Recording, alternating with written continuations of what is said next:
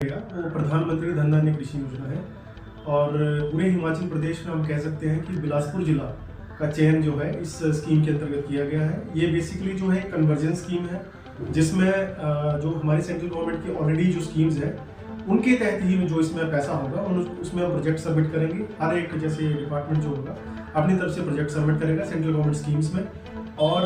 जो एक conversion scheme है पीएम धन धान्य कृषि योजना, इसके अंडर हम अम्ब्रेला स्कीम के इसके अंडर हम इसको सबमिट करेंगे through the medium of deputy commissioner. और इसमें जो है एपीएमसी बिलासपुर की अगर हम बात करें तो इसमें हमारे द्वारा लगभग 5 प्रोजेक्ट्स जो है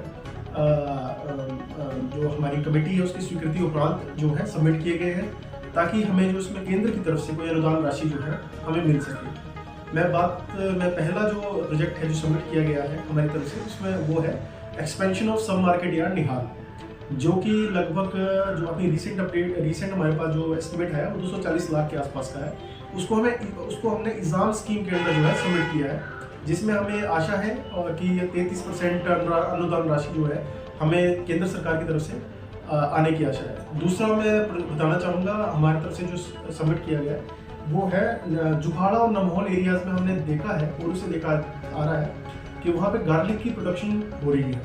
और किसानों के द्वारा आए दिन ये भी बताया जाता है कि उनको जो गार्लिक का जो सही रेट है, सही दाम है नहीं मिल रहा है। जब हमारे द्वारा इसके बारे में चर्चा की गई, पता कराया गया, तो हमें लगा पता कि इसमें जो एक सॉर्टिंग जो हम कह सकते हैं गार्लिक ग्रेडिंग जो है वो उसके लिए हमें एक जो सॉर्टिंग ग्रेडिंग मशीन होती है उसकी हमें आवश्यकता है छोटे स्तर पे, ताकि हम उसके में जो है फार्मर्स को वहीं पे हॉल में उनको सॉर्टिंग और ग्रेडिंग करवा सके, जिसके तहत उनको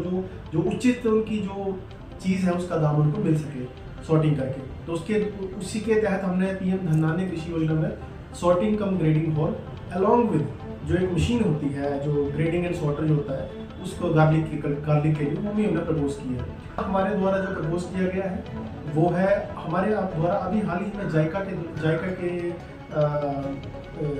द्वारा जो हमें एक प्रॉपर्टी और में हमने उसको अधिग्रहण किया है, जिसका मैं माननीय मुख्यमंत्री जी का धन्यवाद करना चाहूँगा। उनके द्वारा हमें एपीएमसी बिलासपुर को दी हुई है। उसमें भी हमारे द्वारा और कमेटी के द्वारा ये 6 वहाँ पे रिटेल शॉप्स जो कि एग्रो टूरिज्म, इको टूरिज्म, इन सब चीज़ों को जो है ध्यान में रखे वहाँ पे हम उसको बनाने के लिए प्रपोज किया है। उसका भी 24 लाख के आसपास का जो है